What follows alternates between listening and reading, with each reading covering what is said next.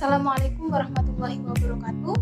Alhamdulillah kita masih diberi kesempatan untuk berjumpa kembali untuk mempelajari pembelajaran mengenai Al-Quran Hadis dengan tema Kurai Kehidupan Akhirat dengan menjauhi gaya hidup materialistik, hedonis. Dan di sini kita membahas mengenai gaya hidup. Apa sih gaya hidup itu?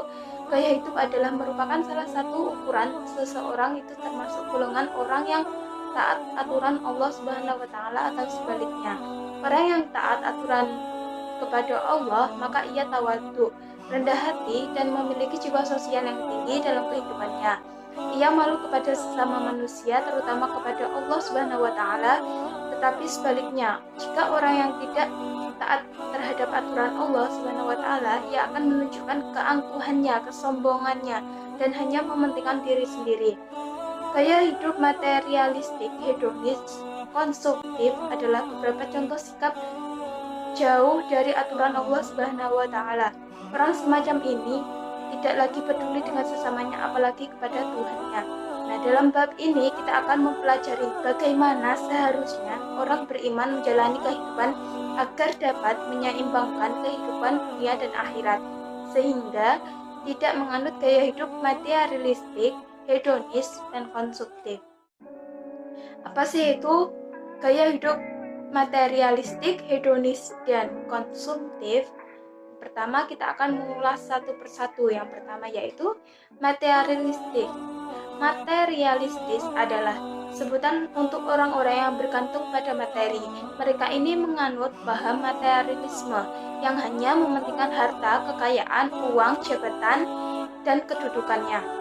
Materialisme adalah pandangan hidup yang menjadikan kesenangan, kekayaan sebagai tujuan dan nilai tertinggi atau paling utama tanpa mempedulikan halal ataupun haram. Hidup materialistik saat ini sudah merajalela di seluruh lapisan masyarakat, dan akibat dari gaya ini banyaknya orang yang rela menjadi pengemis, pencuri, penipu, dan perilaku kriminal yang lainnya, dan ada pula yang melakukan korupsi untuk memenuhi ambisi duniawinya. Hal ini mereka lakukan untuk mendapatkan keuntungan pribadi agar kebutuhan materinya terpenuhi. Orang-orang yang beriman tidak akan menganut gaya hidup materialistik karena mereka tahu Allah Subhanahu wa taala sudah melarang keras, bahkan mengancam para pelakunya masuk neraka hutomah, yang mana dijelaskan dalam Quran surat Al-Humazah ayat 1 sampai 9. Nah, selanjutnya yaitu hedonis. Apa sih itu hedonis? Hedonis adalah sebutan bagi orang-orang yang menjadikan kesenangan dirinya sebagai tujuan dalam hidup. Ia akan melakukan berbagai cara yang penting merasa bahagia. Ia tidak mempedulikan norma-norma yang berlaku dalam kehidupannya. Ia hanya mencari kesenangan duniawinya. Gaya hidup hedonis dapat menimbulkan gaya hidup konsumtif, yaitu kecenderungan untuk memiliki sesuatu, belanja sesuatu secara berlebihan, secara boros, tanpa terencana. Yang penting dirinya senang dan bahagia. Yang penting itu dirinya senang dan bahagia. Orang yang konsumtif tidak berpikir barang yang ia beli itu dibutuhkan atau tidak, asal beli itulah gaya hidup yang konsumtif. Orang-orang seperti ini dikutuk oleh Allah sebagai temannya setan.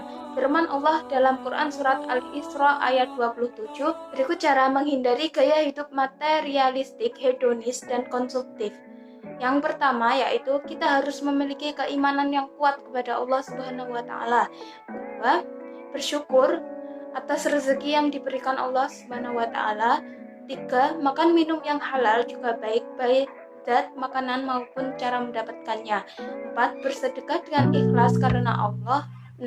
Tidak memiliki sifat sombong. 7. Kita harus memiliki sifat qanaah atau rasa cukup atas rezeki yang diberikan oleh Allah Subhanahu wa taala. Yang ke-8, tidak berperilaku hidup boros. Adapun hikmah untuk menghindari gaya hidup materialistik, hedonis, konsumtif adalah sebagai berikut. Yang pertama, akan mendapat ridha Allah Subhanahu wa taala. 2. Hidup menjadi tenang karena selalu bersyukur. 3. Tubuh menjadi sehat karena menghindarkan makan minum yang haram dan tidak baik. 4. Hidup menjadi lebih tenang karena menjalaninya dengan ikhlas karena Allah Subhanahu wa taala.